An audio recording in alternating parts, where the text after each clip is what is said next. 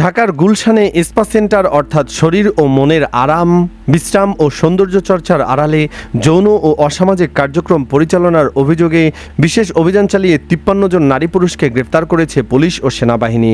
রাত 10:30টার দিকে গুলশান থানার ভারপ্রাপ্ত কর্মকর্তা ওসি দাউদ হোসেন বিষয়টি নিশ্চিত করেন।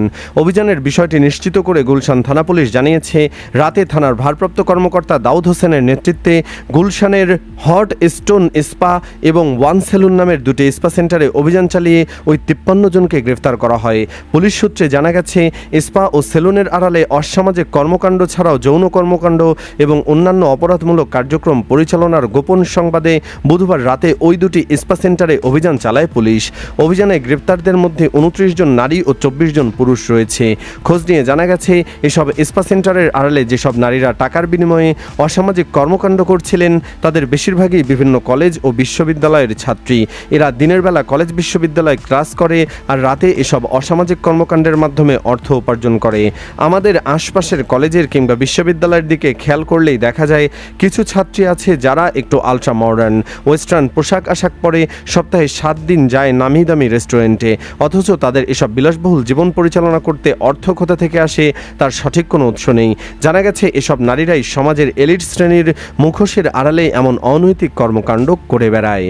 অনেক পরিবার আছে যারা তাদের মেয়ে সন্তানদের ঢাকায় পাঠায় পড়াশোনা করতে, কিন্তু ঢাকায় গিয়ে তারা কোথায় কি করছে তার খোঁজ খবর রাখে না, অথচ ওইসব মেয়েরাই বিশ্ববিদ্যালয়গুলোতে অশ্লীল জামা কাপড় পরে ডলাডলি করে আর রাতে যায় আবাসিক হোটেল ও স্পা সেন্টারগুলোতে সার্ভিস দিতে। অথচ পর্দা ইসলামের একটি গুরুত্বপূর্ণ ফরজ বিধান।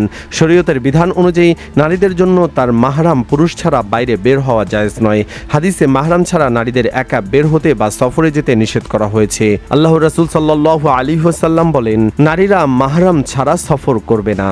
উল্লেখ্য, গুলশানের এ ঘটনায় গ্রেপ্তারদের বিরুদ্ধে পরবর্তীতে আইনি ব্যবস্থা প্রক্রিয়াধীন। ওসি দাউদ হোসেন বলেন, গুলশানের এ ঘটনায় গ্রেপ্তারদের বিরুদ্ধে পরবর্তী আইনি ব্যবস্থা প্রক্রিয়াধীন। ওসি দাউদ হোসেন বলেন, গুলশান এলাকায় স্পা সেন্টারের আড়ালে কোনো ধরনের অবৈধ কর্মকাণ্ড পরিচালনার সুযোগ দেওয়া হবে না। এ ধরনের অভিযোগের বিষয়ে নিয়মিত অভিযান অব্যাহত থাকবে। তবে এ ধরনের ঘটনায় শুধু অভিযান পরিচালনা করলেই সমস্যার স্থায়ী সমাধান হবে না। স্পা সেন্টার কিংবা বিউটি সেলুনের বৈধ ব্যবসার আড়ালে কেউ যদি অপরাধমূলক কর্মকাণ্ড পরিচালনা করে থাকে তাহলে তাদের বিরুদ্ধে কঠোর আইনগত ব্যবস্থা নেওয়ার পাশাপাশি এসব প্রতিষ্ঠানের লাইসেন্স, কর্মীদের পরিচয় এবং ব্যবসায়িক কার্যক্রম নিয়মিতভাবে যাচাই করা প্রয়োজন। সুপ্রিয় দর্শক, আপনি কি চান প্রশাসনের উচিত গ্রেপ্তারকৃতদের পরিচয় মিডিয়ার সামনে প্রচার করে দেওয়া?